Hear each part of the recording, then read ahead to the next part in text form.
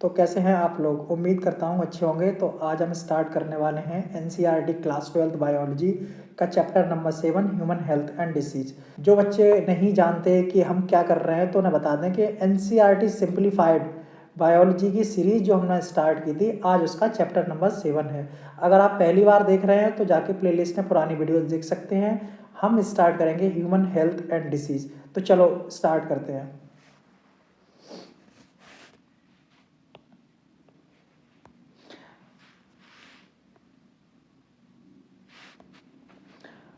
एक लंबे समय तक हेल्थ को बॉडी और माइंड को ऐसी स्थिति माना जाता था जहां बॉडी की एक लंबे समय तक हेल्थ को बॉडी और माइंड की ऐसी स्थिति माना जाता था जहां बॉडी के कुछ तरलों का एक बैलेंस होता था। अर्ली ग्रीक्स जैसे हिप्पोक्रेट्स तथा भारतीय आयुर्वेदा सिस्टम भी यही दावा करते थे। ऐसा माना जाता था कि ब्लैक बाइल वाले व्यक्ति हॉट पर्सनैलिटी वाले होते हैं और उन्हें बुखार होता है। इस प्रकार के आइडिया मात्र प्योर रिफ्लेक्टिव विचारधारा थी। विलियम हार्वे ने एक्सपेरिमेंटल मेथड के द्वारा ब्लड सर्कुलेशन की खोज की और थर्मामीटर का यूज़ करते हुए ब्लैक बाइल वाले पर्सन्स के शरीर का नॉर्मल बॉडी टेम्परेचर दिखाकर हेल्थ की गुड ह्यूमन हाइपोथेसिस को गलत सिद्ध किया। कुछ वर्षों बाद जैविकी ने बताया कि नेचुरल तथा एंडोक्राइन सिस्टम हमारे इम्यून सिस्टम को अफेक्ट करते हैं। ठीक है, न्यूरल और एंडोक्राइन सिस्टम क्या करते हैं? इम्यून सिस्टम को अफेक्ट करते हैं और हमारा इम्यून सिस्टम हमारी हेल्थ को बनाए रखता है। इस प्रकार माइंड और मेंटल स्टेट हमारी हेल्थ को प्रभावित करते हैं। निसंदेह हेल्थ निम्नलिखित बातों से अफेक्ट होती है। क्या क्या है? Number 1 genetic disorder, number 2 infection और नंबर 3 लाइफस्टाइल।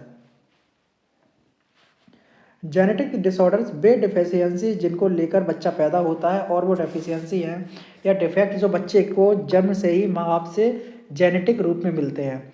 इन्फेक्शन और लाइफस्टाइल, इसमें खान पान, रेस्ट और एक्सरसाइज तथा हैबिट जो हमें है या जो नहीं है आदि। हम सभी हेल्थ शब्द का उपयोग फ्रिक्वेंटली करते हैं। हेल्थ को हम कैसे डिफाइन करेंगे? हेल्थ का अर्थ मात्र एब्सेंस ऑफ डिसीज या फिजिकल फिटनेस नहीं होती। हेल्थ ऐसी अवस्था है जिसमें कंप्लीट फिजिकल, मेंटल और सोशल वेलबींग पाई जाए। जब लोग हेल्दी होते हैं तो वो एक कार्य करने में अधिक सक्षम होते हैं तथा इससे प्रोडक्टिविटी बढ़ती है और अधिक खुशहाली आती है। हेल्थ से लोगों की आयु का लॉन्गेविटी बढ़ता है तथा इन्फेंट एवं मोर्टेलिटी, मैटरनल मोर्टेलिटी में कमी आती है। ठीक है, अच्छी हेल्थ बनाए रखने के लिए बैलेंस डाइट, पर्सनल हाइजीन और रेगुलर एक्सरसाइज ज़रूरी है।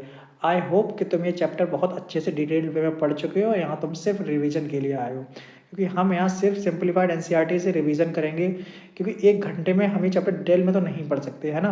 और हमें ये चैप्टर 1 घंटे में ख़त्म करना है, हमें ये रिवीजन करना है। रिवीजन बेसिस पे अगर तुम लोग आए हो देखने तो ये बहुत अच्छी बात है, लेकिन अगर तुम सोच रहे हो कि अगर तुमने पहले कभी नहीं पढ़ाई चैप्टर तो अभी तुम ये वीडियो स्किप कर सकते हो, ये बाद में देख लेना, है ना। पहले रिवीजन तब होगा ना जब विजन तुम्हारा अच्छा होगा। अब तुम विजन ही तुमने नहीं किया तो रिवीजन का मतलब ही कुछ नहीं होता।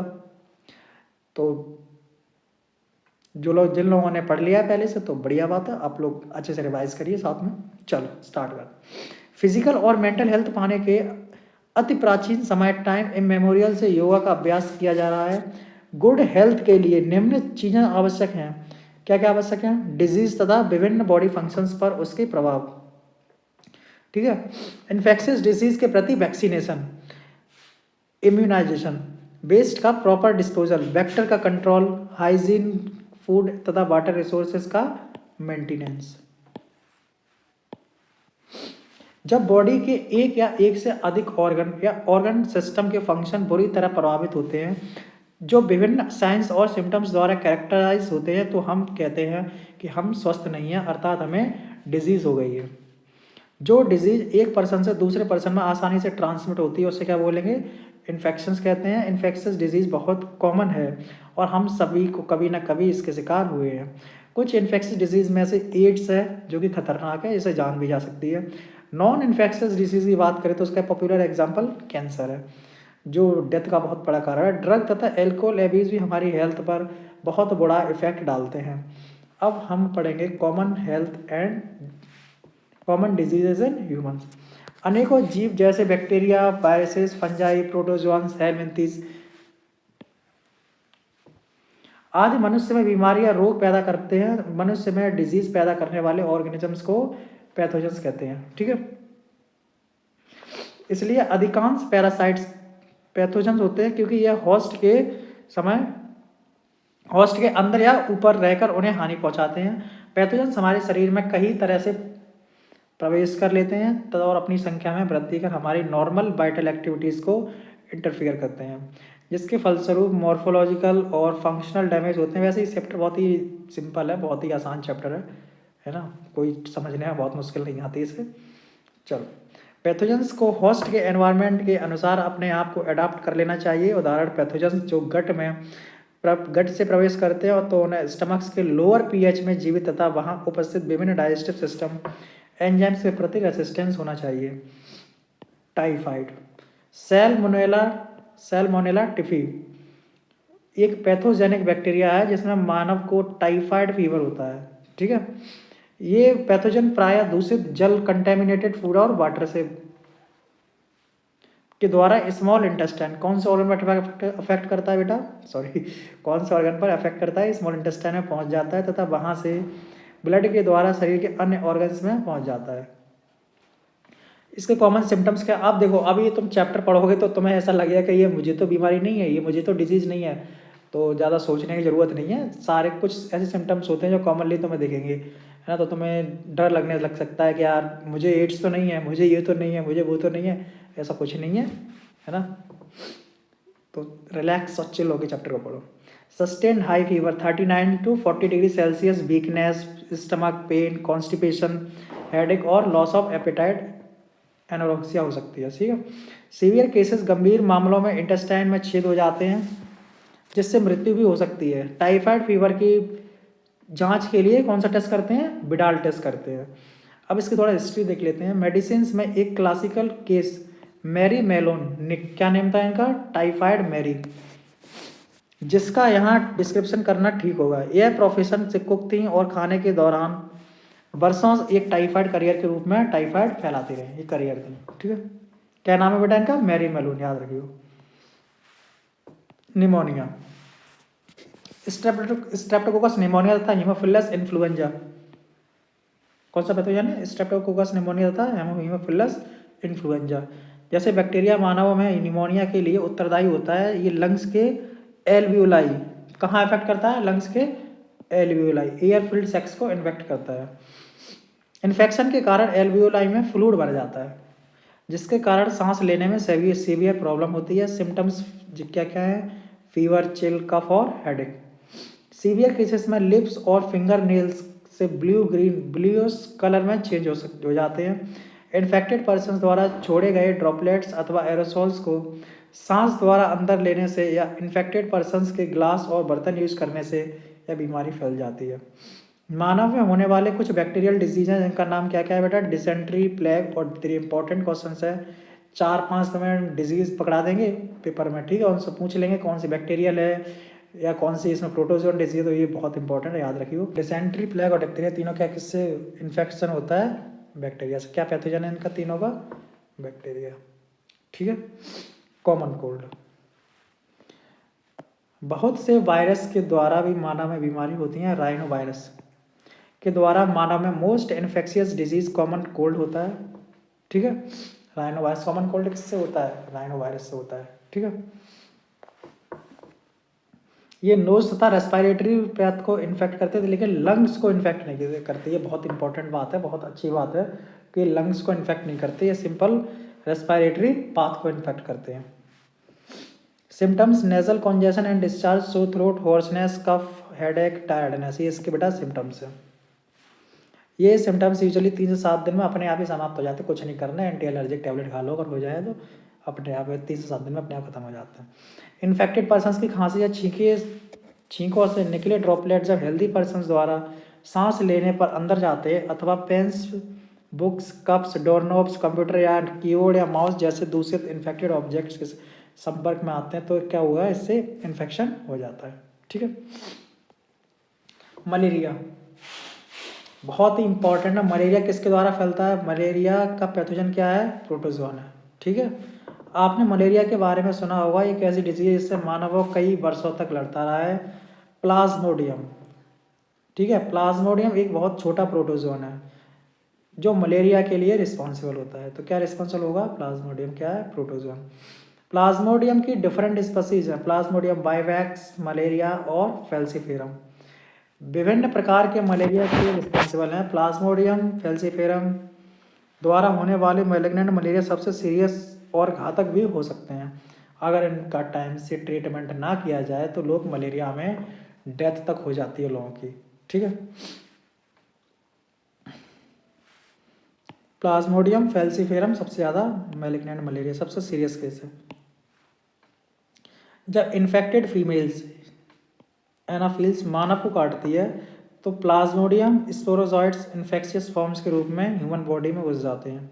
शुरुआत में पैरासाइट्स लिवर में अपनी संख्या बढ़ाते हैं तथा फिर आरबीसीज पर अटैक करते हैं जिससे आरबीसीज फट जाती है, ठीक है। आरबीसी के फटने के साथ ही टॉक्सिक सब्सटेंस हीमोजोइन निकलता है जो ठंड का कारण बनता है, ठीक है।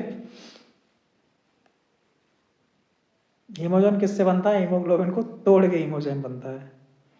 अब इससे होता क्या है कि 3 दिन से 4 दिन के इंटरवल के बीच में हाई फीवर आता है।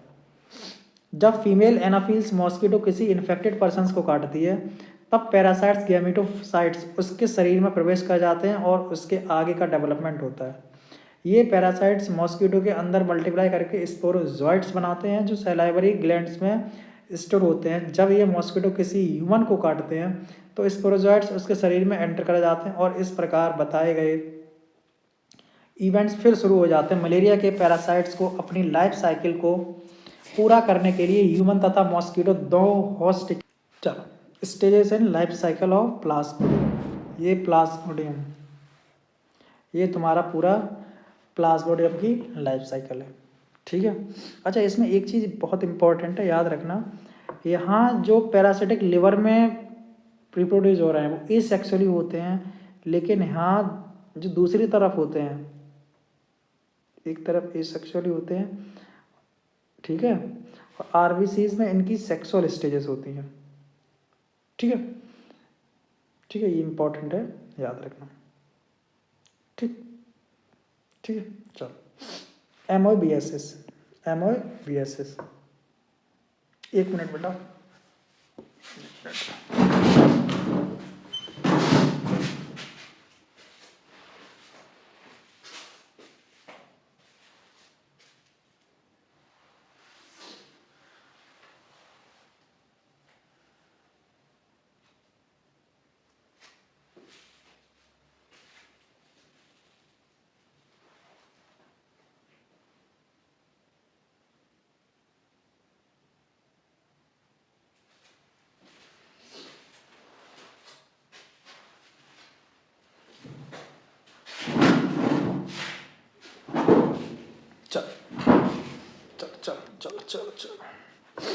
एमओबीएसएस, ठीक है।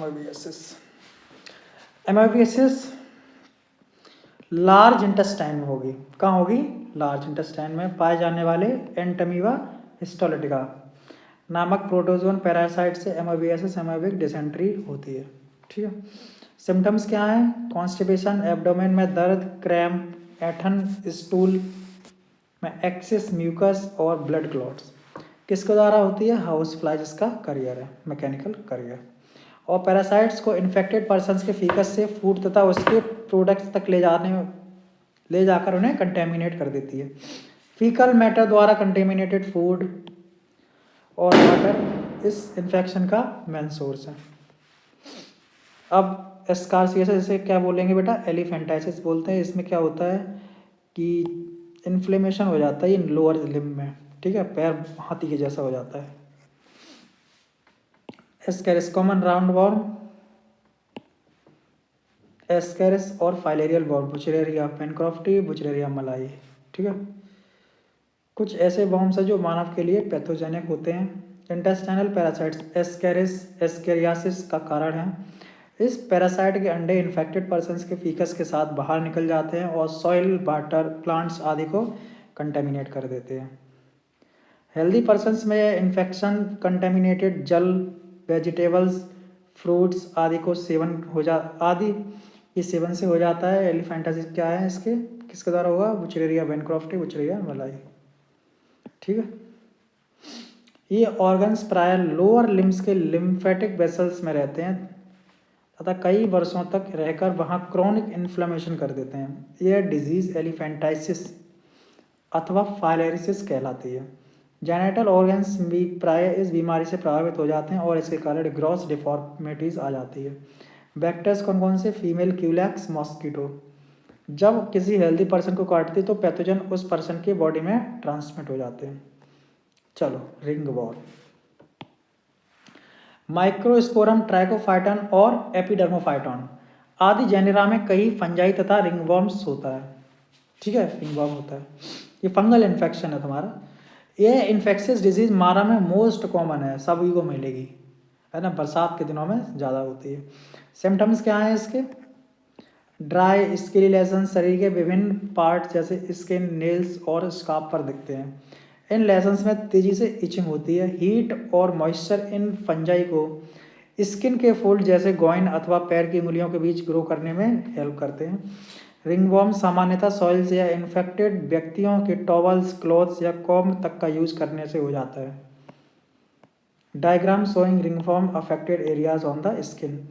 इन्फेक्शियस डिजीज के प्रिवेंशन और कंट्रोल के लिए पर्सनल और पब्लिक हाइजीन आवश्यक है। पर्सनल हाइजीन में बॉडी को साफ करना, पीने के लिए साफ पानी, food, vegetables, fruits etcetera. Public hygiene में वेस्ट और एक्सक्रीटा का प्रॉपर डिस्पोजल, वाटर रिजर्वायर जैसे पूल, गटर तथा टैंक्स की समय समय पर सफाई और डिसइंफेक्शन करना तथा पब्लिक खान पान में स्वच्छता के मानकों का पालन करना। कहाँ होते हैं यार, इसीलिए तो सारी इन्फेक्शंस होते हैं। इतना ही पालन हो, ये सब पालन वालन सब ये बुक्स में ही लिखे रह जाते हैं, है ना, कुछ नहीं होता प्रैक्टिकली। इतना वो हो तो इतना बीमारी क्यों हो। इंडिया है भैया, इंडिया, ये क्या बताएं बेटा। ये उपाय पर्टिकुलर वहाँ अनिवार्य हैं जहाँ इन्फेक्शियस खान पान द्वारा ट्रांसमिट होते हैं, जैसे कि टाइफाइड, एमोवियसिस और एस्केरेसिस। निमोनिया तथा कॉमन कोल्ड जैसे एयरबॉर्न डिजीज, ये कैसे फैलते हैं, एयरबॉर्न डिजीज है। मैं ऊपर बताया गया मेजर्स के अलावा इन्फेक्टेड पर्सन से उसके सामने के कॉन्टैक्ट से बचना चाहिए। ठीक है। इंसेक्ट वेक्टर के द्वारा ट्रांसमिट होने वाले मलेरिया तथा फाइलेरिया जैसे रोगों के लिए सबसे इम्पॉर्टेंट मेजर वेक्टर तथा उनके ब्रीडिंग ग्राउंड को कंट्रोल या ख़त्म कर देना है। रेजिडेंशियल एरिया तथा उसके आसपास पानी को जमा ना होने दें। ठीक है। कूलर की रेगुलर सफाई करें, मच्छरदानी का प्रयोग करें। पॉन्ड्स में गैम्ब्यूसिया भी बहुत इंपॉर्टेंट है बेटा। जो मछली है गैम्ब्यूसिया जैसी मछली डालें जो कि मॉस्किटो के लार्वा को खा जाती हैं। ठीक है, गैम्ब्यूसिया बहुत इंपॉर्टेंट मछली है, इंपॉर्टेंट तुम्हारे पेपर के पॉइंट ऑफ व्यू से भी है। पूछ लेगा कौन सी मछलियाँ मॉस्किटो के लार्वा खाती हैं, तो गैम्ब्यूसिया फिशेस। डिचेस, ड्रेनेज एरिया तथा दलदल में इंसेक्टिसाइड स्प्रे करें। इसके अलावा डोर्स तथा विंडो में जाली लगानी चाहिए ताकि मॉस्किटो अंदर ना आ सकें। ये सावधानी की ज़रूरत तब से ज़्यादा पड़ गई है जब से डेंगू तथा चिकनगुनिया जैसी बीमारियां फैली हैं। इन बीमारियों में एडीज मॉस्किटो, कौन सा मॉस्किटो, एडीज मॉस्किटो एक वेक्टर की तरह काम करता है। मलेरिया में कौन सा था तुम्हारा, फीमेल एनाफिल्स था। डेंगू चिकनगुनिया में कौन सा है, एडीज मॉस्किटो है। ठीक। बायोलॉजिकल सोर्स की प्रगति ने हमें अनेक इन्फेक्शियस बीमारियों से लड़ने की शक्ति प्रदान की है। वैक्सीन के यूज और इम्यूनाइजेशन प्रोग्राम्स से स्मॉल पॉक्स जैसे डेडली डिजीज, जानलेवा रोग को कम्प्लीटली इरेडिकेट कर दिया है। वैक्सीन के यूज से पोलियो, डिप्थीरिया, निमोनिया तथा टेटनस जैसे अनेक इन्फेक्शंस को काफ़ी सीमा में कंट्रोल किया गया है। बायोटेक्नोलॉजी नए नए और अधिक सुरक्षित वैक्सीन बनाने की तरफ ध्यान दे रही है। एंटीबायोटिक्स तथा अन्य वेरियस ड्रग्स की खोज ने हमें इन्फेक्शियस डिजीज को ट्रीट करने के लिए सक्षम बनाया है। अब बहुत ही इंपॉर्टेंट टॉपिक है बेटा इम्यूनिटी, ध्यान से देखिएगा। हमें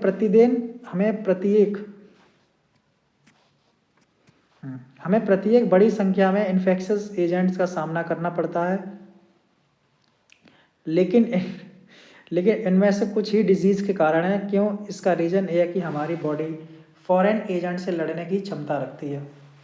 मानो अगर इम्यूनिटी ना होती तो, है ना, इम्यूनिटी ना होती तो रोज ही बीमारी होती, दवाई खाते रहते, है ना।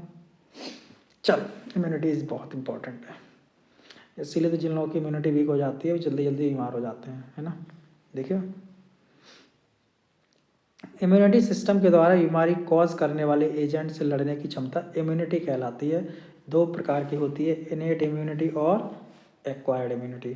ठीक है, इनेट इम्यूनिटी क्या है? नॉन स्पेसिफिक डिजीज़ है, सॉरी नॉन स्पेसिफिक डिफेंस है, जो बर्थ के समय से प्रेजेंट होती है।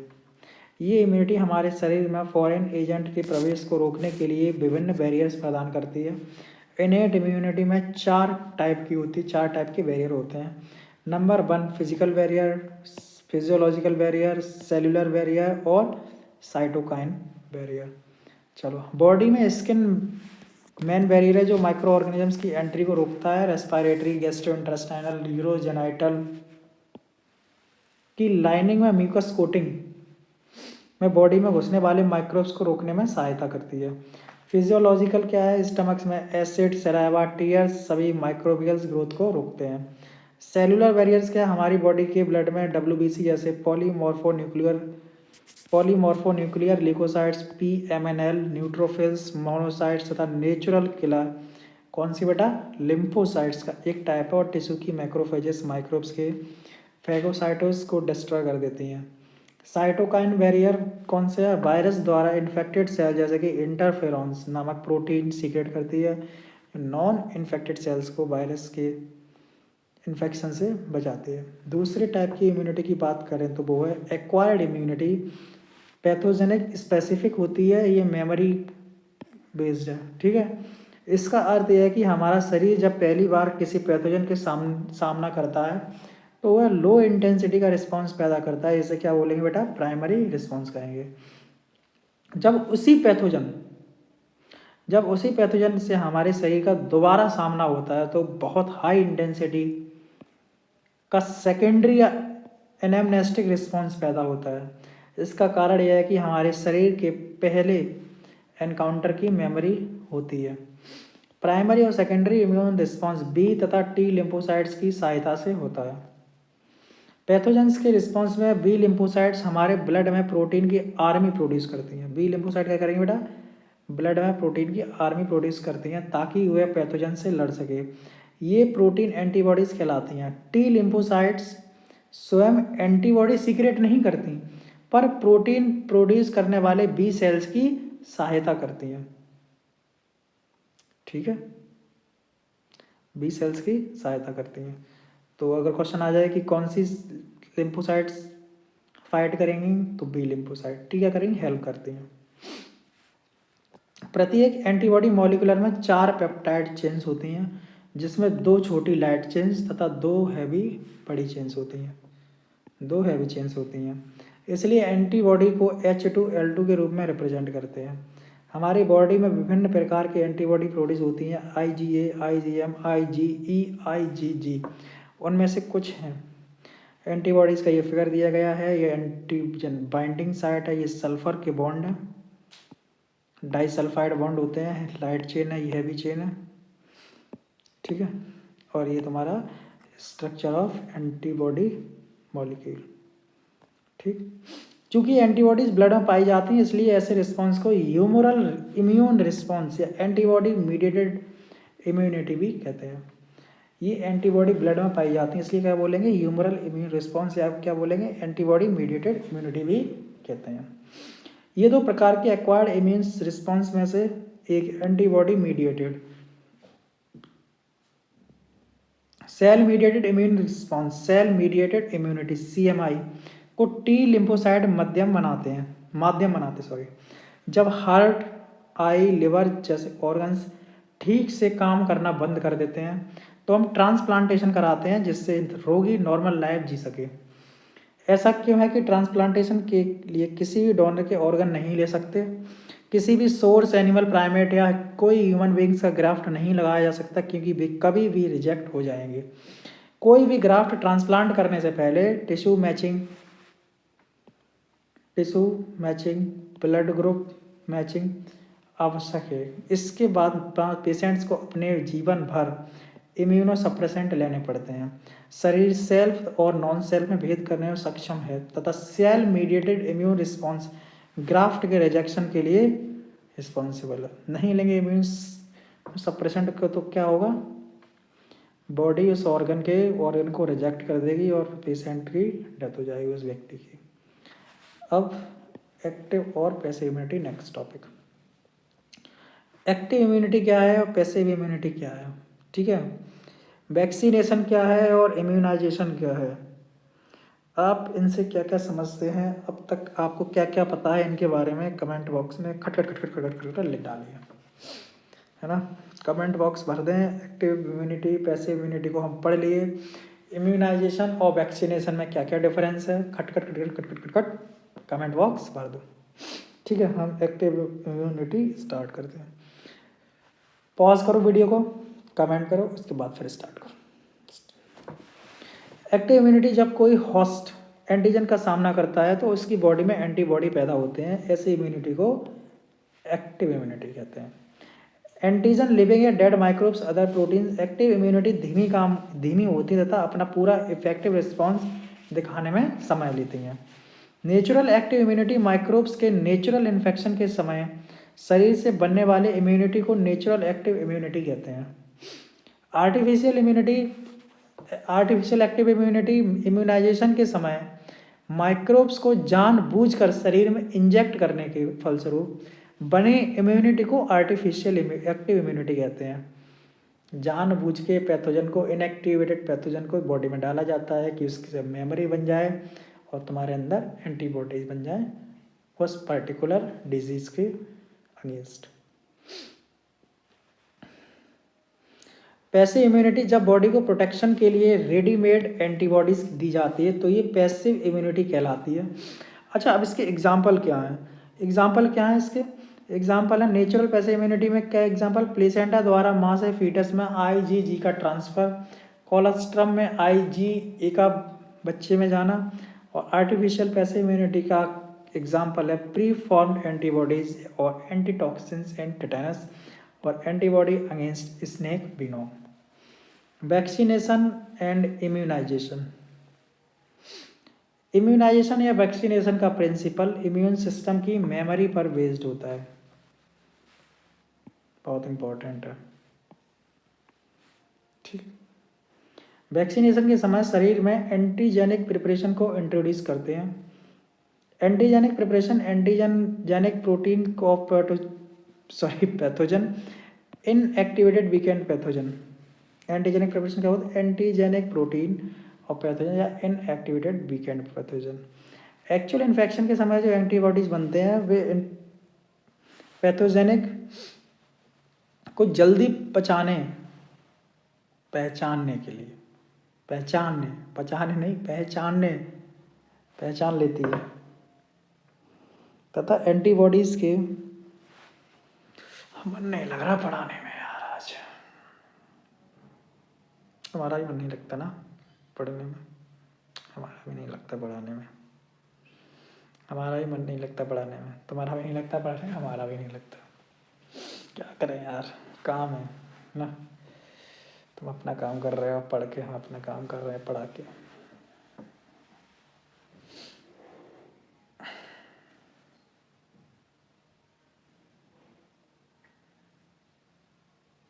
दस सेकंड रुकेंगे, इसके बाद फिर चालू करेंगे।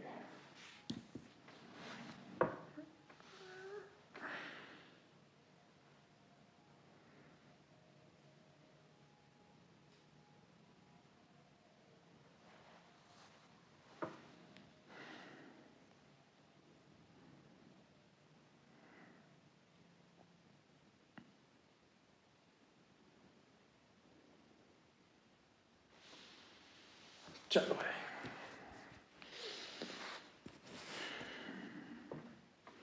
एक्चुअल इन्फेक्शन के समय जो एंटीबॉडीज बनते हैं जो पैथोजेनिक एजेंट्स को न्यूट्रलाइज कर देते हैं।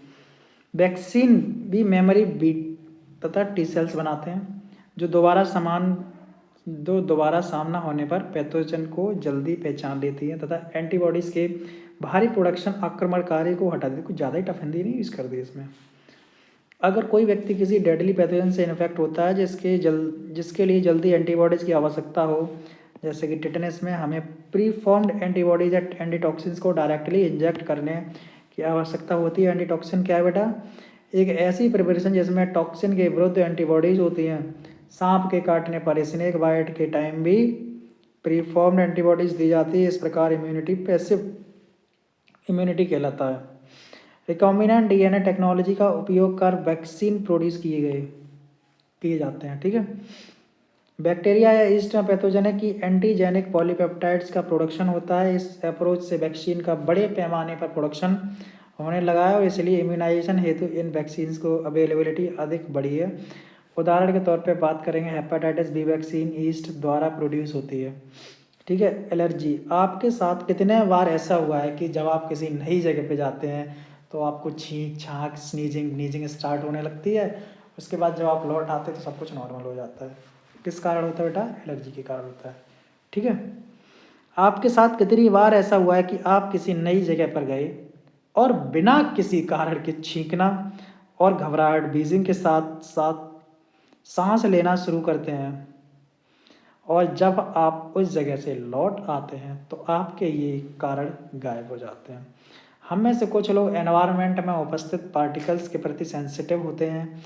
उपयुक्त रिएक्शन पोलन माइट्स आदि के प्रति एलर्जी के कारण हो जाते हैं, जो अलग अलग स्थानों पर अलग अलग हो सकते हैं।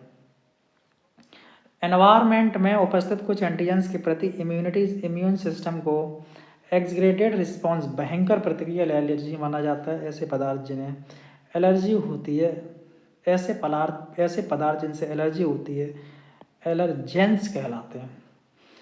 इसके प्रति बनने वाला एंटीबॉडी IgE, बस इतना ही इम्पोर्टेंट है ये IgE। एक ये इम्पोर्टेंट है और एक तुम्हारा ये इम्पोर्टेंट है, हिस्टामिन। हाँ, एलर्जी किससे होती है? मास्ट सेल से होती है। ठीक है, बस इतना इम्पोर्टेंट है। बाकी भी मतलब कचड़ा मछली करे, कुछ नहीं आएगा पेपर में, इससे पढ़ लो, लेकिन रीड कर लो। एलर्जेंस के कॉमन एग्जांपल्स हैं धूल में माइट, चिड़चिड़ी, पोलन, एनिमल डेंडर आदि। सिम्टम्स क्या है इसमें? स्नीजिंग, वॉटरी आइज, रनिंग नोज, सांस लेने में प्रॉब्लम। एलर्जी किससे होगी? मास्ट सेल्स द्वारा हिस्टामिन तथा सेरोटोनिन जैसे केमिकल के निकलने के कारण होती है। एलर्जी का कारण जानने के लिए पेशेंट्स को एक पॉसिबल एलर्जेंस की बहुत स्मॉल डोजेस या एक्सपोज या इंजेक्ट किया जाता है तथा रिएक्शंस की स्टडी करते हैं। ट्रीटमेंट क्या है? एंटी हिस्टामिन, एड्रेनलिन, स्टेरॉयड जैसी मेडिसिन का यूज एलर्जी के लक्षणों को कम करने में किया जाता है। मॉडर्न लाइफस्टाइल के कारण लोगों में इम्यूनिटी घटी है और एलर्जेंस के प्रति सेंसिटिविटी बढ़ी है। इंडिया में मेट्रो सिटीज में रहने वाले अधिकतर बच्चे एनवायरनमेंट के प्रति सेंसिटिव हैं। इस कारण वे एलर्जी तथा अस्थमा जैसी बीमारियों से परेशान हैं। इसका मुख्य कारण है बच्चों की शुरुआती लाइफ में उन्हें बहुत सेफ एनवायरनमेंट में रखना। चलो, ऑटो इम्यूनिटी।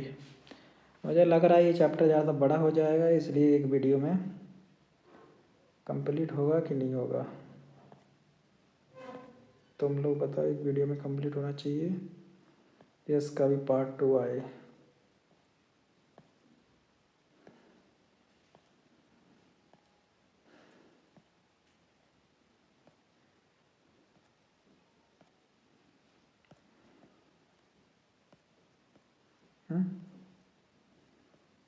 पार्ट 2 लाया जाए इसका भी, तो लग रहा है पार्ट 2 लाना ही पड़ेगा, ज़्यादा बड़ा हो जाएगा वरना ये। चलो 1 घंटे तक देखते हैं, उसके बाद देखते हैं कितना रह जाएगा। हायर वर्टिब्रेट्स में विकसित मेमोरी बेस्ड एक्वायर्ड इम्यूनिटी अपनी सेल्स और फॉरेन ऑर्गेनिजम्स के बीच डिफरेंशिएट कर सकने में क्षमता पर आधारित है। दोबारा पढ़ते हैं। हायर वर्टिब्रेट्स में मेमोरी बेस्ड एक्वायर्ड इम्यूनिटी अपनी सेल्स और फॉरेन ऑर्गेनिजम्स यानी कि पैथोजन के बीच डिफरेंशिएट कर सकने की क्षमता पर बेस्ड है। डिफरेंशिएट कर सकने की इस क्षमता का बेस क्या है ये हमें अभी पता नहीं चला है, फिर भी इस बारे में 2 उप सिद्धांतों को समझ लेना जरूरी है। पहले, हायर वर्टिब्रेट्स फॉरेन मॉलिक्यूल्स या फॉरेन ऑर्गेनिजम्स को भी पहचान सकते हैं। अधिकतर एक्सपेरिमेंटल इसी एस्पेक्ट को डील करती है। कभी कभी जेनेटिक्स या किसी और अननोन रीजन्स के कारण बॉडी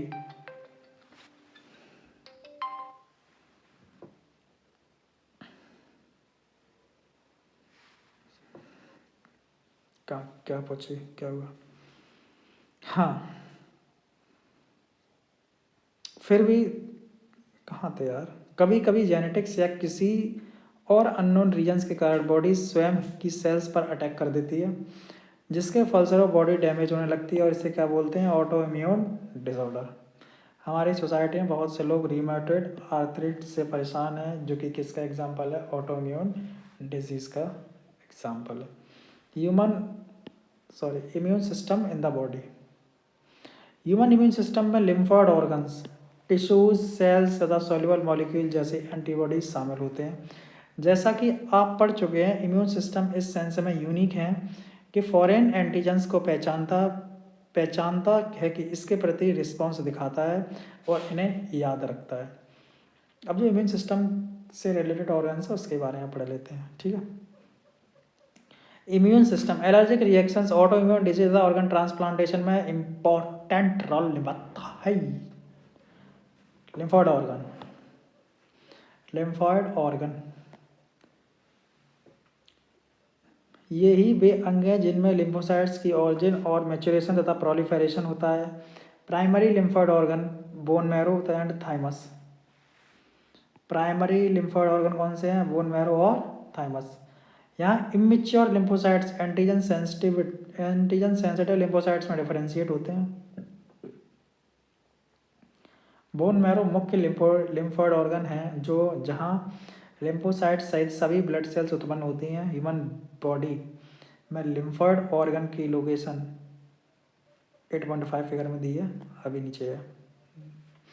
बोन मैरो मुख्य लिम्फोइड ऑर्गन है जहाँ लिम्फोसाइट्स सहित सभी ब्लड सेल्स उत्पन्न होती हैं। थाइमस एक लॉब्ड ऑर्गन है जो हार्ट के पास और ब्रीस्ट बोन के नीचे होता है। बर्थ के समय थाइमस काफ़ी बड़ा होता है, लेकिन बढ़ती एज के साथ ही ये डिजनरेट होने लगता है और प्यूबर्टी तक आते आते एकदम ही छोटा हो जाता है। बोन मैरो और थाइमस दोनों ही टी लिम्फोसाइट्स के डेवलपमेंट और मैच्योरेशन के लिए माइक्रो एनवायरनमेंट प्रोवाइड करते हैं। सेकेंडरी लिम्फोइड ऑर्गन कौन कौन से हैं, spleen, lymph nodes, tonsils, small intestine के पैचेस तथा अपेंडिक्स आदि। सेकेंडरी लिम्फोइड ऑर्गन जैसे स्थान है जहां लिम्फोसाइट्स का एंटीजन के साथ अपनी इंटरेक्शंस होता है, जो बाद में प्रोलिफरेट करके इफेक्टर सेल्स बन जाते हैं। स्प्लीन यह एक लार्ज बीन शेप्ड ऑर्गन है, ये लिम्फोसाइट्स तथा फेगोसाइट्स रखते हैं। ये बेटा फिगर दिया गया जो अभी देख रहे थे, लिम्फ नोड्स का फिगर है, जिसमें कि लिम्फ नोड्स, थाइमस और लिम्फेटिक वेसल्स। अब ये थाइमस है, ये प्यूबर्टी की एज तक आते आते छोटा हो जाता है बिल्कुल। ये ब्लड बॉर्न माइक्रो ऑर्गेनिम्स को फंसाकर फिल्टर कर देते हैं। एरिथ्रोसाइट्स का बड़ा रिजर्वायर है, क्या है मेरा बड़ा रिजर्वायर बेटा, स्प्लीन। लिम्फ नोड्स में एक छोटी सॉलिड स्ट्रक्चर्स होती है जो कि लिम्फेटिक सिस्टम में विभिन्न स्थानों पर पाई जाती है। माइक्रो ऑर्गेनिजम्स या दूसरे एंटीजन या लिम्फ तथा टिश्यू फ्लूइड में आ जाते हैं तो लिम्फ नोड्स इन्हें ट्रैप कर लेती है। लिम्फ नोड्स में ट्रैप एंटीजन्स वहाँ उपस्थित लिम्फोसाइट्स को एक्टिवेट करके इम्यून रिस्पॉन्स प्रोड्यूस करते हैं माल्ट द्वारा। माल्ट क्या है बेटा, इसकी full form mucosa associated lymphoid tissue, जैसे कि रेस्पिरेटरी, डाइजेस्टिव, यूरोजेनाइटल की लाइनिंग के अंदर पाई जाने वाली लिम्फोइड टिश्यू। यह मानव लिम्फोइड टिश्यू लगभग 50% भाग बनाती है। नेक्स्ट टॉपिक है AIDS. Acquired immunodeficiency syndrome. Symptoms के ग्रुप को सिंड्रोम कहते हैं। सिम्टम्स के ग्रुप को क्या बोलेंगे बेटा, सिंड्रोम। इसमें जीवन के समय एक्वायर होने वाली इम्यून सिस्टम की कमी हो जाती है। यह एक कोजेनाइटल डिजीज नहीं है पे इम्पॉर्टेंट। एड्स 1981 में पहली बार रिपोर्ट हुआ, जो लगभग पिछले 25 वर्षों में पूरे विश्व में फैल गया तथा इस रोग से 25 मिलियन लोगों की डेथ हो गई है। एड्स ह्यूमन इम्यूनोडेफिशिएंसी वायरस द्वारा होता है, ये एक रेट्रोवायरस है। इसमें आरएनए जीनोम को एनक्लोज करने वाले एनवेलप होते हैं।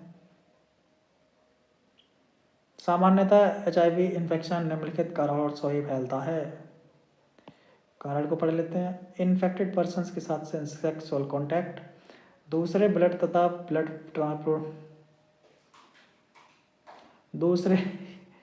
दूसरे ब्लड तथा ब्लड प्रोडक्ट्स के ट्रांसफ्यूजन से, इन्फेक्टेड निडल्स के शेयर से, इंट्रावीनस ड्रग एब्यूजर, प्लेसेंटा के द्वारा इन्फेक्टेड मदर से फीटस में।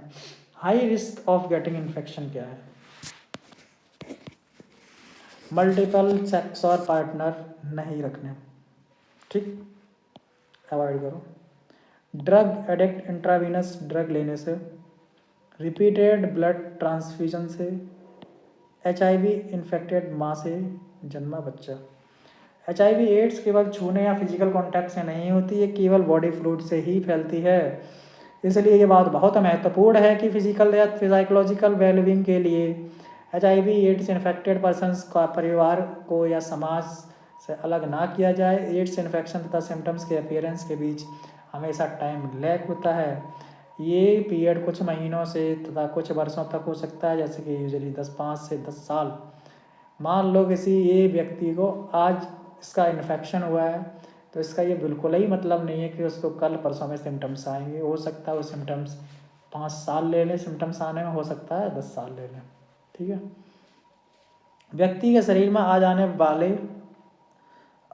के बाद वायरस मैक्रोफेज में प्रवेश करता है, जहां viral RNA reverse transcriptase enzyme की सहायता से वायरल डीएनए बनाने के लिए रेप्लिकेट करते हैं। ये वायरल डीएनए होस्ट सेल के डीएनए से जुड़कर इन्फेक्टेड सेल्स को वायरल पार्टिकल पैदा करने का निर्देश देता है। मैक्रोफेजेस वायरस पैदा करना जारी रखते हैं तथा इस तरह एक एचआईवी फैक्ट्री की तरह काम करता है। इसके साथ ही एचआईवी हेल्पर टी लिम्फोसाइट्स में जाता है तथा रेप्लिकेट कर वायरल प्रोजेनी पैदा करता है। ब्लड में छोड़े गए प्रोजेनी वायरस दूसरी टी लिम्फोसाइट्स पर हमला करते हैं। ये बार बार होता रहता है, जिसके कारण इन्फेक्टेड पर्सन्स की बॉडी में हेल्पर टी लिम्फोसाइट्स की नंबर कमी हो जाती है। इस ड्यूरेशन के समय बार बार डायरिया, बार बार फीवर, बार बार वेट लॉस। ये तुम्हारी बातें नहीं हो रही हैं जनाब, तुम्हारे बारे में बिल्कुल नहीं कह रहा। हो सकता है तुम्हें सिंपल सा डायरिया हुआ है, तो बेमतलब सोच रहे यार बुखार भी आ रहा है, डायरिया भी हुआ है, वेट लॉस भी हुआ है, कहीं ये एचआईवी का इन्फेक्शन तो नहीं हुआ। Don't worry bro, don't worry. Helper T lymphocytes के नंबर में कमी के कारण व्यक्ति माइकोबैक्टीरियम, वायरसेस, फंजाई और टॉक्सोप्लाज्मा जैसे पैथोजेंस के साथ इन्फेक्ट हो सकता है। पेशेंट इतना इम्यून डेफिशिएंट हो जाता है कि वे इन इन्फेक्शन से अपनी सुरक्षा नहीं कर पाता है। इसके डायग्नोसिस के लिए एंजाइमा लिंक्ड ऑफ इम्यूनोसॉर्बेंट ऐसे टेस्ट होता है। एड्स की जांच के लिए वाइडली यूज होने वाला टेस्ट कौन सा है? एलिसा, ठीक है। ट्रीटमेंट क्या है? Anti retroviral drugs. एड्स का ट्रीटमेंट बहुत कम इफेक्टिव है। इसके द्वारा केवल रोगी के जीवन को बढ़ा सकते हैं, लेकिन मृत्यु को नहीं रोक सकते। तो इसके प्रिवेंशन क्या है? एड्स के प्रिवेंशन, एड्स का कोई क्योर नहीं है, इसलिए प्रिवेंशन की बेस्ट उपाय हैं। कोई क्योर नहीं है, इसलिए प्रिवेंशन ही बेस्ट उपाय हैं। HIV infection conscious behaviour pattern से फैलता है, ना कि निमोनिया या टाइफाइड की तरह अनजाने में। अगर मॉनिटरिंग पुअर हो, एचआईवी ब्लड ट्रांसफ्यूजन तथा ब्लड से न्यूबॉर्न बेबी में आ सकता है। एकमात्र एक्सक्यूजेस इग्नोरेंस हो सकता है, लेकिन ये बिल्कुल सही नहीं है। डोंट डाई ऑफ इग्नोरेंस, याद कर लो ये नारा, डोंट डाई ऑफ इग्नोरेंस। हमारे देश में नेशनल एड्स कंट्रोल ऑर्गेनाइजेशन तथा नॉन गवर्नमेंट ऑर्गेनाइजेशन एनजीओज लोगों को एड्स के बारे में एजुकेट करने के लिए बहुत काम कर रहे हैं। WHO ने एड्स की रोकथाम के लिए कई प्रोग्राम शुरू किए हैं। एड्स की रोकथाम के लिए कुछ स्टेप्स लिए गए हैं, जैसे कि ब्लड बैंक में ब्लड को एचआईवी से मुक्त किया गया हो, पब्लिक प्राइवेट हॉस्पिटल क्लिनिक में केवल डिस्पोजेबल नीडल्स एवं सिरिंजेस का यूज़, कॉन्डम्स का फ्री डिस्ट्रीब्यूशन, ड्रग एब्यूज़ का कंट्रोल, सेफ सेक्स की सलाह, ससेप्टेबल पॉपुलेशन में एचआईवी के लिए रेगुलर चेकअप कराना। एचआईवी इन्फेक्शन से एड्स होना कोई ऐसी बात नहीं है जिसे छुपाया जाए, क्योंकि छुपाने से इन्फेक्शन और भी ज़्यादा बढ़ सकता है। सोसाइटी में एड्स और HIV इन्फेक्टेड लोगों को हेल्प तथा सिंपैथी की आवश्यकता होती है। उन्हें गिरी नज़र से नहीं देखना चाहिए। जब सोसाइटी इस प्रॉब्लम की तरह जब सोसाइटी की तरह सॉरी जब तक सोसाइटी इसे एक प्रॉब्लम की तरह नहीं देखेगी तो और इसका समाधान सामूहिक तौर पर नहीं होगा, तब तक इस बीमारी कई गुना तेजी से फैलती रहेगी। ये एक ऐसी तकलीफ है जिसके फैलाव को समाज और चिकित्सीय वर्ग के सम्मिलित प्रयास से ही रोका जा सकता है। ये बेटा एप्लीकेशन ऑफ रेट्रोवायरस है। ये तुम्हारी एक सेल है, एनिमल सेल है, जिसका ये प्लाज्मा मेम्ब्रेन है। अंदर का ये रेट्रोवायरस वायरल RNA कोर है, जिसने क्या किया, एक नॉर्मल सेल को इन्फेक्ट किया। अब अंदर की मैकेनिज्म देखते हैं। Viral DNA is produce by reverse transcriptase द्वारा स्टार्ट हुआ, ठीक है। Viral RNA is introduce into cell, viral DNA incorporate into the host genome. उसके बाद क्या हुआ, साइटोप्लाज्म भरा हुआ है सेल में। New viral RNA is produce bye infected cells, और क्या हुआ, नई प्रोजेनी वायरस की बनके तैयार हो गई। न्यू वायरस आर प्रोड्यूस्ड, ठीक है, और new virus can infect other cell. चलो भाई, अब हम दूसरे बहुत ज़्यादा डेडेबल डिजीज़ के बारे में पढ़ेंगे जिसने विश्व भर में तबाही मचा रखी है, कैंसर। ह्यूमन बींग्स के भयंकर रोगों में एक रोग है कैंसर, जिसने विश्व भर में मृत्यु का डंका बजाया है, मृत्यु का कारण है। ह्यूमन बींग्स के भयंकर रोगों में से कैंसर है और विश्व भर में मृत्यु का मुख्य कारण है। कैंसर का नाम सुन के अच्छे खासे लोगों की हवा निकल जाती है। और निकले क्यों ना भाई, क्योंकि इसका प्रॉपर ट्रीटमेंट नहीं है, और ट्रीटमेंट है भी तो बहुत महंगा है।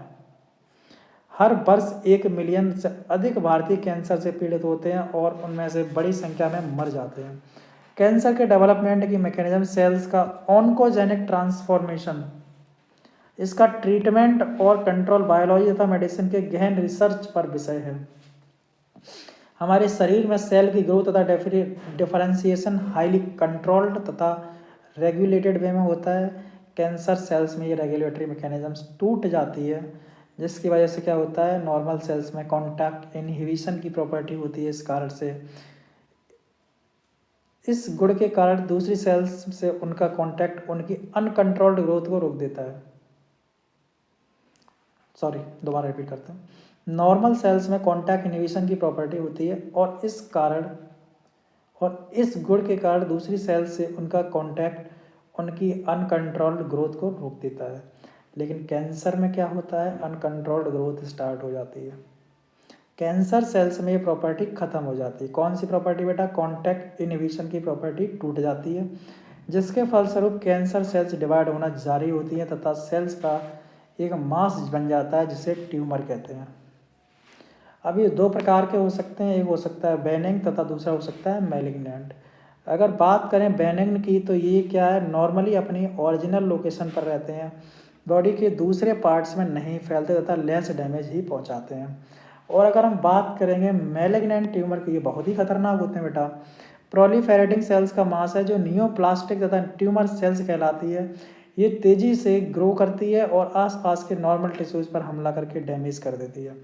ये सेल्स एक्टिवली ग्रोथ ज़्यादा डिवाइड करती है, जिससे वे वाइटल न्यूट्रिएंट्स के लिए नॉर्मल सेल्स से कंपटीशन करती है तथा उन्हें भूखा मारती है। ऐसे ट्यूमर से निकली सेल्स ब्लड द्वारा दूसरे स्थानों पर पहुंचती, दूसरे ऑर्गन्स में पहुंचती है और वहाँ भी अपना इन्फेक्शन फैला देती है तथा नए ट्यूमर को बना देती है। बॉडी की एक पार्ट से दूसरा पार्ट तक इन कैंसर्स का फैलना मेटास्टेसिस कहलाता है। ठीक, अब कैंसर के कारण क्या क्या हैं। सच बताऊं तो आज के टाइम में कोई कैंसर से नहीं बच सकता। तुम कहोगे कि सर ये क्या कह रहे हो, बकवास क्यों कर रहे हो, कोई कैंसर से नहीं बच सकता। सच बता रहा हूँ भाई, क्लाइमेट चेंज, ग्लोबल वार्मिंग, समझ रहे हो, इतना हाई टेम्परेचर हो रहा है गर्मियों में, ultraviolet radiation, UV radiation, क्या लगता है तुम्हें कैंसर से बच जाओगे? हाँ, अब केवल तंबाकू खाने वाले तो मरेंगे ही, निकोटीन जो लेते हैं, लेकिन कैंसर से सच बताऊं तो आज के टाइम में कोई भी नहीं बच सकता। तो प्लास्टिक के गिलास में चाय पीते हो ना, उनसे भी कैंसर कॉज होता है ना। तो कैंसर से अपने आप को बचाना बहुत मुश्किल है आज के टाइम में।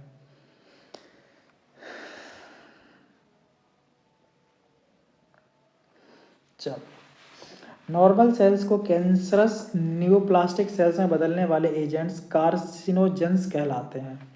ये फिजिकल हो सकते हैं, केमिकल तथा बायोलॉजिकल हो सकते हैं। Physical ionizing X rays, gamma rays तथा non ionizing UV rays DNA को डैमेज करते हैं, जिससे न्यूप्लास्टिक ट्रांसफॉर्मेशन होता है। केमिकल, टोबैको स्मोक में उपस्थित केमिकल कार्सिनोजेंस लंग्स कैंसर का कारण है। बायोलॉजिकल, तू सिगरेट पीता है ना, पीता है ना, छोड़ दे भाई, सच बताओ छोड़ दे। देखा कि कितना ज़्यादा निकोटीन से होने वाली प्रॉब्लम्स के बारे में पढ़ेंगे। छोड़ दे भाई, छोड़ दे, है ना, छोड़ दे। बायोलॉजिकल कैंसर प्रोड्यूस करने वाले वायरस ऑन्कोजेनिक वायरस कहलाते हैं। उनमें जीन्स होते हैं जो वायरल ऑन्कोजेनिक कहलाते हैं। इसके अलावा नॉर्मल सेल्स में कई जीन्स का पता चलता है, जिन्हें कि सेलुलर ऑन्कोजेंस या प्रोटो ऑन्कोजेंस कहते हैं। जब नॉर्मल सेल में सेलुलर ऑन्कोजेंस एक्टिवेट हो जाते हैं तो सेल्स ऑन्कोजेनिक हो जाती हैं। कैंसर डिटेक्शन और डायग्नोसिस। कैंसर को शुरू में डिटेक्ट करना बहुत ही आवश्यक होता है, ऐसा क्योंकि ऐसा होने पर डिजीज़ का सक्सेसफुल ट्रीटमेंट किया जा सकता है। बायोप्सी, इसमें ससेप्टेड टिश्यूज़ के थिन पीस को स्टेन करके माइक्रोस्कोपिक द्वारा हिस्टोपैथोलॉजी करते हैं। और histopathology the study of tissues, ठीक है। लीकेमिया, लीकोमिया बढ़े हुए सेल काउंट के लिए ब्लड तथा बोन मैरो का टेस्ट होता है। रेडियोग्राफी, एक्सरे, सीटी, computer tomography, MRI, magnetic resonance imaging. Computed tomography में एक्सरे का यूज करके किसी ऑर्गन के इंटरनल पार्ट्स के 3 डायमेंशनल इमेज प्राप्त होती है। लिविंग टिश्यूज में पैथोलॉजिकल फिजियोलॉजिकल चेंजेस का एकदम सही पता लगने के लिए एमआरआई का प्रयोग करते हैं। इसमें स्ट्रॉन्ग मैग्नेटिक फील्ड तथा नॉन आयोनाइजिंग रेडिएशन का उपयोग किया जाता है। अगर एमआरआई में भी चीज़ें पकड़ में नहीं आती तो इसके लिए इसके बाद एक कॉन्ट्रास्ट एमआरआई भी होता है ना। कॉन्ट्रास्ट एमआरआई में और ज़्यादा डेप्थ लेवल पे हम जान सकते हैं चीज़ों को। चलो, एंटीबॉडीज़। कुछ कैंसर्स का पता लगने के लिए कैंसर स्पेसिफिक एंटीजेंस के अगेंस्ट एंटीबॉडीज़ का यूज़ होता है। मॉलिकुलर बायोलॉजी, कुछ कैंसर्स के प्रति इनहेरिटेड ससेप्टिबिलिटी व्यक्तियों में जीन्स का पता लगने के लिए मॉलिकुलर बायोलॉजी के टेक्निक्स को काम में लाया जाता है। ऐसे जीन्स को आइडेंटिफाई करना जो किसी व्यक्ति को विशेष कैंसर के प्रति डिस्पोज करते हैं। कैंसर के प्रिवेंशन के लिए बहुत उपयोगी हो सकते हैं। ऐसे व्यक्तियों को कुछ विशेष कार्सिनोजेंस से जिनके प्रति वो ससेप्टेबल हैं, जैसे लंग कैंसर में टोबैको स्मोक से बचने की सलाह दी जाती है। ट्रीटमेंट ऑफ कैंसर, ट्रीटमेंट क्या है भैया, कारण तो हमने जान लिया, मतलब ट्रीटमेंट बता दो। तो सामान्यतः कैंसर के ट्रीटमेंट के लिए सर्जरी, रेडिएशन थेरेपी तथा इम्यूनोथेरेपी का यूज होता है। रेडियोथेरेपी, इसमें ट्यूमर सेल्स को लीथली घातक रेडिएट किया जाता है, लेकिन ट्यूमर मास के पास वाले नॉर्मल सेल्स का पूरा ध्यान रखा जाता है। कीमोथेरेपी, प्रेजेंट टाइम में सबसे ज़्यादा यूज़ कीमोथेरेपी हो रहा है। कैंसरस सेल्स को मारने के लिए अनेक, खासकर ओरल के लिए, है ना, ओरल कैंसर में कीमोथेरेपी यूज़ करते हैं। कैंसर सेल्स को मारने के लिए अनेक कीमोथेरेप्यूटिक ड्रग यूज़ किए जाते हैं। इसमें कुछ पर्टिकुलर ट्यूमर्स के लिए स्पेसिफिक हैं, लेकिन इसके अपने को साइड इफेक्ट जैसे hair loss, anaemia etcetera. Cancer को सर्जरी, रेडियोथेरेपी तथा कीमोथेरेपी की कॉम्बिनेशन से ट्रीट किया जाता है। ट्यूमर सेल्स का इम्यून सिस्टम द्वारा डिटेक्शन एवं डिस्ट्रक्शन कम हो जाता है। इम्यूनोथेरेपी, इससे ऐसे सब्सटेंस इम्यूनोथेरेपी इसमें ऐसे सब्सटेंस दिए जाते हैं जिन्हें बायोलॉजिकल रिस्पॉन्स मॉडिफायर कहते हैं, जैसे कि alpha interferon. Alpha interferon immune system को एक्टिवेट करके ट्यूमर को डिस्ट्रॉय करने में सहायता करते हैं, ठीक है। ड्रग एंड एल्कोहल एब्यूज, मुझे लगता है ये ख़त्म हो जाएगा इसी में। है ना, नई वीडियो बनाने की जरूरत नहीं है। सर्वे और स्टैटिक्स आंकड़ों से पता चलता है कि ड्रग्स तथा एल्कोहल एब्यूज का प्रयोग स्पेशली यूथ में बढ़ रहा है। ये वास्तव में चिंता का विषय है, क्योंकि इनमें इससे कई हार्मफुल इफेक्ट हो सकते हैं। प्रॉपर एजुकेट तथा गाइडेंस से यूथ इस खतरनाक आदतों से बच सकता है और अपनी हेल्दी लाइफस्टाइल अपनाएंगे। जिन ड्रग्स को एब्यूज किया जाता है उनके नाम क्या क्या हैं? ओपियोइड्स, कैनाबिनॉइड्स और कोका एल्कलॉइड्स। इनमें से अधिकतर फ्लावरिंग प्लांट से मिलते हैं, जबकि कुछ फंजाई से ही मिलते हैं। ओपियोइड्स ऐसे ड्रग हैं सीएनएस, सेंट्रल नर्वस सिस्टम और गैस्ट्रोइंटेस्टाइनल ट्रैक्ट में उपस्थित स्पेसिफिक ओपियोइड रिसेप्टर से जुड़े जाते हैं। हेरोइन, जिसे क्या बोलते हैं, कॉमनली स्मैक बोलते हैं, जो कि केमिकली डायसिटाइल मॉर्फिन, जो कि white odourless bitter crystalline compound है। हेरोइन मॉर्फिन के, अभी बहुत इंपॉर्टेंट रिएक्शन है, हेरोइन मॉर्फिन के एसिटाइलेशन से प्राप्त होता है तथा मॉर्फिन पॉपी प्लांट पेपावर सोमिनिफेरम के लिटेक्स से मिलता है। जनरली स्नॉटिंग तथा इंजेक्शंस द्वारा लिया जाता है। हेरोइन एक डिप्रेसेंट की तरह ही काम करता है, जो कि बॉडी फंक्शंस को क्या कर देता है, स्लो कर देता है। ये मॉर्फिन का एग्जाम्पल है, ये ओपियम का एग्जाम्पल है, सॉरी स्ट्रक्चर है। ये मॉर्फिन का स्ट्रक्चर है, शायद कुछ नई एनसीईआरटी में चेंज हुआ है तो देख लेना, है ना। नई एनसीईआरटी मुझे लगता है शायद यही है कि चेंज हुआ है, कंफर्म नहीं है मुझे, लेकिन चेक कर लेना एक बार। कैनाबिनॉइड्स केमिकल्स के वो रूप हैं जो मुख्यतः ब्रेन में उपस्थित कैनाबिनॉइड रिसेप्टर्स से इंटरेक्ट करते हैं। कैनाबिस सैटाइवा के इन्फ्लोरेसेंस से प्राप्त करते हैं। कैनाबिस प्लांट के फ्लावरिंग टॉप्स, लीव्स तथा रेजिन्स अलग अलग कॉम्बिनेशन से मारिजुआना, हशीश, चरस, गांजा बनता है। कैनाबिनॉइड्स के एग्जाम्पल क्या है बेटा? मेरे से 12th क्लास में जब मैं था तो वाइवा में पूछा गया था कि कैनाबिनॉइड्स के एग्जाम्पल बताओ, मुझे आज भी याद है वो दिन। तो मारिजुआना, हशीश, चरस, गांजा, ठीक है। ये सामान्यतः इनहेलेशन तथा ओरल इंजेक्शन द्वारा दिए जाने वाले ड्रग हैं। इनहेलेशन और ओरल इंजेक्शन ये बॉडी के कार्डियोवैस्कुलर सिस्टम को अफेक्ट करते हैं। ये कैनाबिनॉइड का स्ट्रक्चर है, ये इसका पत्ती है। कोकेन, कोका एल्कलॉइड है। Cocaine Coca plant Erythroxylum Coca से प्राप्त होता है, आप सब जानते हैं। ये मूल रूप से साउथ अमेरिका का प्लांट है। न्यूरोट्रांसमीटर डोपामीन के ट्रांसपोर्ट को इंटरफेयर करता है, ठीक है। साउथ अमेरिका का प्लांट है। कोकेन, जिसे कॉमनली कोक या क्रैक कहा जाता है, जिसे यूजुअली सांस द्वारा मतलब स्नॉर्टिंग से ली जाती है। सेंट्रल नर्वस सिस्टम स्टिमुलेट करता है। यूफोर्बिया, जिससे हाई एनर्जी फील होती है। हेल्यूसिनेशन, एक्सेस डोज से क्या होता है, हेल्यूसिनेशन, भ्रम पैदा हो जाता है। एट्रोपा बेलाडोना धतूरा हेलोजेनिक प्रॉपर्टी होती हैं, इनमें भी हेलोसिनोजेनिक प्रॉपर्टी होती हैं। आजकल कैनाबिनॉइड्स का यूज स्पोर्ट पर्सन कर रहे हैं, जैसे कि ड्रग्स का नाम है हार्डबिटोरेट्स, एम्फेटामाइंस, बेंजोडाइजापीन्स, लाइसर्जिक एसिड, एलएसडी और डाइइथाइलएमाइड और अन्य ऐसे ड्रग जो डिप्रेशन और इंसोमनिया जैसी मेंटल इलनेस और पेशेंट्स की सहायता के प्रयोग में इनका भी दुरुपयोग हो रहा है। दोबारा सुनो, बारबिटोरेट्स, एम्फेटामाइन, बेंजोडाइजापीन्स, एलएसडी जैसे ड्रग जो कि डिप्रेशन और इंसोमनिया के ट्रीटमेंट में यूज़ करे जाते हैं, इनका भी ड्रग एब्यूज़ हो रहा है, इसका भी दुरुपयोग हो रहा है। मॉर्फिन बहुत प्रभावी सेडेटिव तथा पेनकिलर हैं और जिन पेशेंट्स की सर्जरी हुई है उसके लिए यूज़फुल होते हैं। हेल्यूसिनोजेनिक प्रॉपर्टी वाले कई प्लांट्स, फ्रूट्स तथा सीड्स का विश्व भर में फोक मेडिसिन, धार्मिक उत्सवों पर, रिलीजियस सेरेमनी तथा रिचुअल्स में सैकड़ों वर्षों से यूज हो रहा है। जब ये मेडिसिनल यूज़ के बजाय मेडिसिनल यूज़ के बजाय दूसरे पर्पस में ली जाती है तो इतनी मात्रा में ली जाती है कि व्यक्ति के फिजियोलॉजिकल, साइकोलॉजिकल फंक्शन को डिस्टर्ब करती है और इसे ड्रग एब्यूज़ कहते हैं।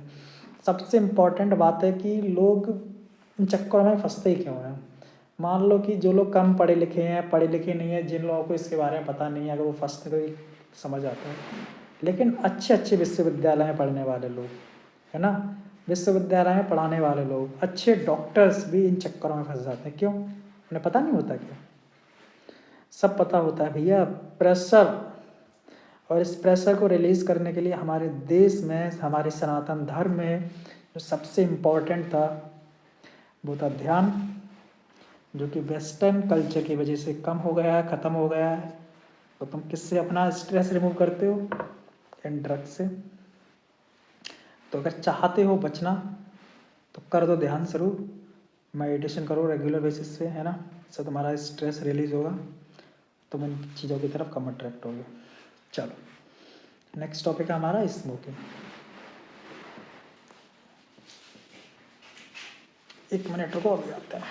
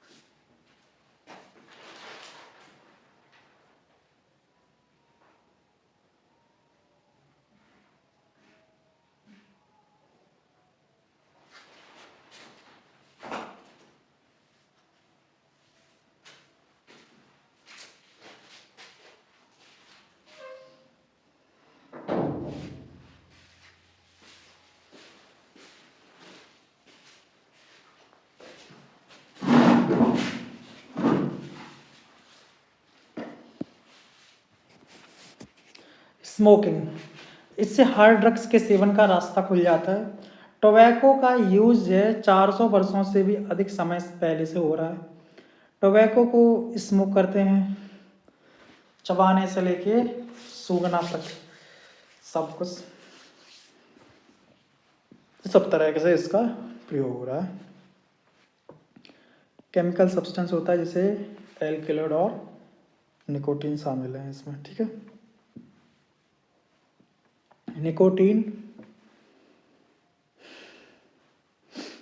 निकोटीन एड्रिनल ग्लैंड को स्टिमुलेट करता है, जिससे एड्रेनलिन तथा नॉन एड्रेनलिन ब्लड में रिलीज होते हैं, और ये दोनों क्या करते हैं, ब्लड प्रेशर और हार्ट रेट को बढ़ा देते हैं।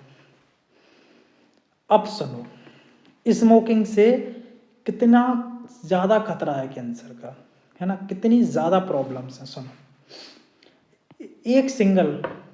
एक चीज़ स्मोकिंग छोड़ दे भाई, तुझसे ही कह रहा हूँ, पीता है ना, दिन की 20-20 सिगरेट छोड़ दे। अगर एक पीता है तो वो भी बंद कर दे, है ना भाई। अपने बड़े भाई की रिक्वेस्ट को मानो और छोड़ दो ये सब गंदे आदतें हैं। देखो, smoking lungs, urinary bladder, throat के cancer, bronchitis, emphysema, coronary heart disease, gastric ulcer cause करती है। स्मोकिंग लंग्स, यूरिनरी ब्लैडर तथा थ्रोट के कैंसर, दोबारा सुनो, स्मोकिंग लंग्स, यूरिनरी ब्लैडर तथा थ्रोट के cancer, bronchitis, emphysema, coronary heart disease, gastric ulcer cause करती है। टोबैको चबाने से ओरल कैविटी में कैंसर का खतरा बढ़ जाता है। स्मोकिंग से ब्लड में कार्बन मोनोऑक्साइड की मात्रा बढ़ जाती है, इससे ऑक्सी हीमोग्लोबिन की कंसंट्रेशन घट जाती है, जिससे बॉडी में ऑक्सीजन की कमी हो जाती है। जब व्यक्ति सिगरेट्स का पैकेट खरीदता है तो यह नहीं हो सकता कि उसकी निगाह पैकेट पर छपी कानूनी चेतावनी पर ना पड़े, जो स्मोकिंग के विरुद्ध वार्न करती है और बताती है कि किस प्रकार हेल्थ के लिए हानिकारक है। यद्यपि सोसाइटी में यंग और ओल्ड में स्मोकिंग का चलन है, स्मोकिंग, टोबैको च्यूइंग तथा इसके एडिक्टिव नेचर को देखते हुए यूथ और ओल्ड दोनों को ऐसी हैबिट्स को छोड़ने की सलाह दी जाती है। किसी भी एडिक्शन लत का छुटकारा पाने के लिए परामर्श, काउंसलिंग और मेडिकल हेल्प की आवश्यकता होती है। अब बेटा देखो, वीडियो तो वैसे ही 1 घंटे की होगी तुम्हारी, ठीक है। अब 2 रास्ते हैं तुम्हारे पास, एक है मैं ही सारा रीड करा दूँगी, है ना। तुम्हारे पास 4 पेज हैं। अब ये कुछ नहीं है, सिंपल बातें हैं, तो तुम इससे पढ़ सकते हो, है ना। इसका स्क्रीनशॉट ले लो adolescence and drug alcohol abuse, इसका स्क्रीनशॉट ले लो। मैं आगे बढ़ जाता हूँ, ठीक है। Addiction and dependence, addiction and dependence, ठीक है।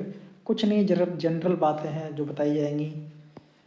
सबसे पहला adolescence and drug alcohol abuse, puberty की एज में किस तरह से बच्चे ड्रग्स का मिसयूज़ करते हैं, है ना, किस तरह से एब्यूज़ होते हैं ड्रग के प्रति। और एडिक्शन और डिपेंडेंस, एडिक्शन के बारे में, डिपेंडेंसी किस तरह आती है वो दिया है, स्क्रीनशॉट ले लो। उसके बाद effect, effect and drug alcohol abuse, ये इफ़ेक्ट है, दोबारा से देख लो एक बार।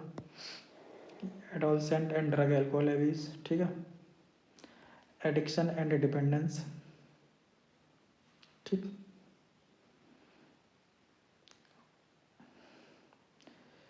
ये नीचे डिपेंडेंस वाला पैराग्राफ रहेगा, ये कर लो screenshot. Effect of drug alcohol abuse, effect of drug alcohol abuse, ठीक है। Sport person as a drug abuser, इसका 4 पेज हैं सिर्फ। प्रिवेंशन एंड कंट्रोल, और ये प्रिवेंशन एंड कंट्रोल दे रखे हैं पॉइंट, 5 पॉइंट, ठीक है। तो अब यहाँ हमारा चैप्टर होता है कंप्लीट। हमने 7 चैप्टर कंप्लीट कर लिए हैं सिंप्लीफाइड एनसीईआरटी से। तो अगला चैप्टर होगा हमारा अगला चैप्टर होगा माइक्रोब्स इन ह्यूमन वेलफेयर।